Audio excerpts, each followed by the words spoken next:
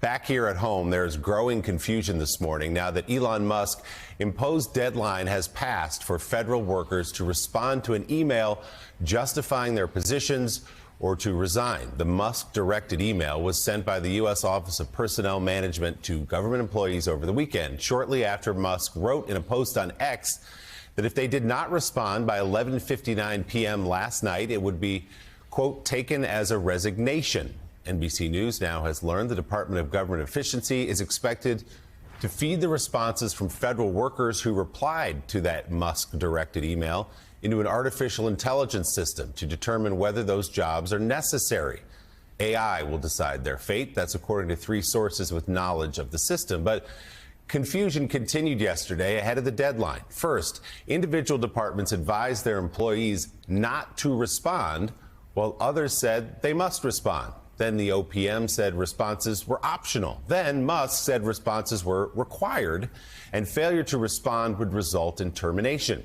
President Trump appeared to agree, but added to the confusion by saying those who did not respond would be, quote, sort of semi-fired. I thought it was great because we have people that don't show up to work and nobody even knows if they work for the government. So by asking the question, tell us what you did this week, what he's doing is saying, are you actually working? And then if you don't answer, like you're sort of semi-fired or you're fired, because a lot of people are not answering because they don't even exist.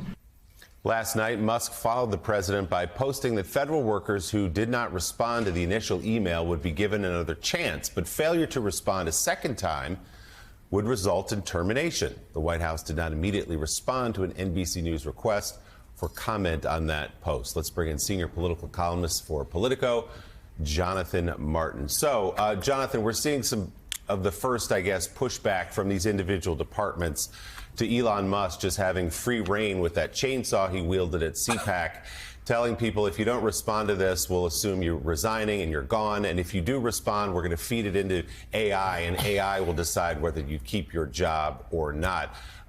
What do you make of what we've seen just even in the last 24 hours? Yeah, I'm curious for the AI function on semi-fired. That's a pretty advanced AI software these days, apparently, that can do the semi-fired bit. They're making it up as they go. I mean, it's not more complicated than that. I think Trump obviously wants Elon to bring the efficiencies of a private company to the federal government.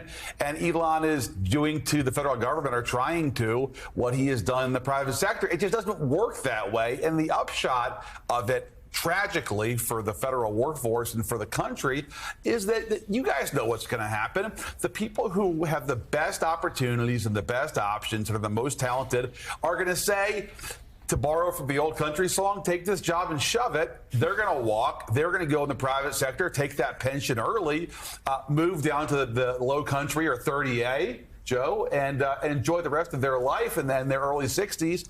And everybody else who's going to try to hang on is going to go to court and try to keep their job. But it's just asking for the best people to walk. And it's totally self-defeating. That's the concern that we've heard, frankly, on this show, on other shows. People saying you're going to lose really talented minds that want to do their work for America and on behalf of the public. I can tell you, I've heard that from the federal workers that I've spoken to. They're in agony, not knowing what's coming next, but then also wanting to serve and having no place to put that service because of this. But then Musk is also applying this same attitude of flaunting the norms of how these firings would even typically be done by posing this same question to literal members of Congress, to senators, saying, what did you do this week? Give me 5 bullet points. I mean, that's the tone, right?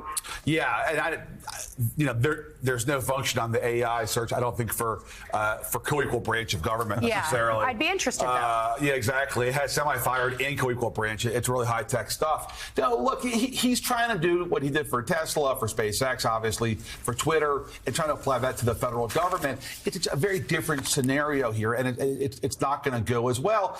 Here's where I think it ends. I think Trump eventually is going to get tired of Elon's antics, but B, his unpopularity. If you look at the polling data so far, something that Trump cares deeply about, Trump's numbers are a lot better than Elon Musk's. Trump doesn't like somebody who's that unpopular around him. And I think once Trump realizes the depth of Elon's unpopularity, whether it's this summer or this fall, I think his days are going to be numbered. Well, you know, Frank, for the whole idea that we need a CEO to run our government the way they run their own businesses, the best CEOs. First of all, there's a long and sorry history of CEOs performing horribly in government because they can't just sit in their side office and do this, do that, do this, do that. And it usually doesn't end well. Also, if you look at the best CEOs, certainly over the last 10, 15, 20 years, they don't do this. I mean, you look what Elon's done with Twitter. Ask anybody if Twitter is better today than it was when he walked in there, and the overwhelming majority of people will say no. But you take Steve Jobs.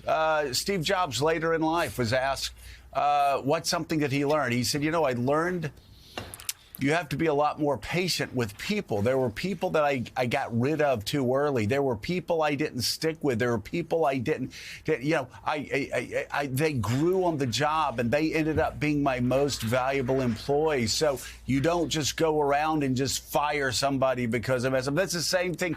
You look at NVIDIA's culture. Their entire culture is, you're on board. We don't fire you. If you make $1 billion mistake, then we get the benefit of that $1 billion mistake because you won't make it a second or a third or a fourth time. And that is the culture of so many highly successful companies. I mean, if you are the world's richest man and you've made a lot of your money because of government contracts, again, the great irony of all of this, then perhaps you can afford to go in and blow up Twitter and start firing people and gutting operations. It doesn't work that way when you're dealing with the National Institutes of Health, and there are young Americans who are depending on the NIH and the research that NIH provides to stay alive, Alzheimer's patients, cancer patients. I mean, you just go down the list. If you look, cuts to the FAA, cuts to, nuclear security and safety, cuts to health organizations that are trying to stop the bird flu from being an epidemic, let alone a pandemic. We go down the list. Forget government. This is not how top CEOs would work at their own companies. Well, and the consequences of breaking Twitter, were bad. It turned a public square into a toxic, racist, neo-Nazi playground. But that, the consequences of breaking the federal government are much worse. As you're describing, and we saw this last weekend with this email. When you ask FBI agents to list the 5 things that they're working on in a highly insecure sort of setting, well, that's not showing tremendous sensitivity to their investigations. And when you have Kash Patel telling you, whoa, wait a minute, guy, you might be moving too far, too fast. There's certain things that we don't want to move fast and break. You know that you've gone too far and you're dealing with extremely dangerous territory. Yeah, it's possible we'll look back upon this as an inflection point in the early days of Trump's second term. Let's remember, and I wrote on this today for The Atlantic, this began with a Trump post over the weekend encouraging Elon, saying he's doing good work, actually telling him to be more aggressive. Musk and his aides at Doge then put together this email plan that was so haphazard and hastily written. We're told so many federal employees thought it was spam. They didn't think it was real. They thought it was a phishing attempt. Then Musk started driving it on social media. And cabinet agencies, we're told, a lot of their leaders grew very unhappy about this, thinking this was Musk encroaching on their territory. Now, some of that is because they want, the authority to dismiss personnel at their own department if needed. They didn't want to cede any of that power to Musk. And we saw a real inflection point yesterday from the White House. Willie read through the chronology about the shifting guidance, but I'm told some senior members of the West Wing really frustrated with Musk here and quietly let agencies know this is optional. You don't have to have your employees respond to this. And it's the first time we've really seen some daylight between the West Wing and what Musk is trying to do. We talked to some senior federal employees yesterday, one of whom deemed this a train wreck. Another said it was a form of harassment, that they feel like that they're really soured here on what Musk is trying to do.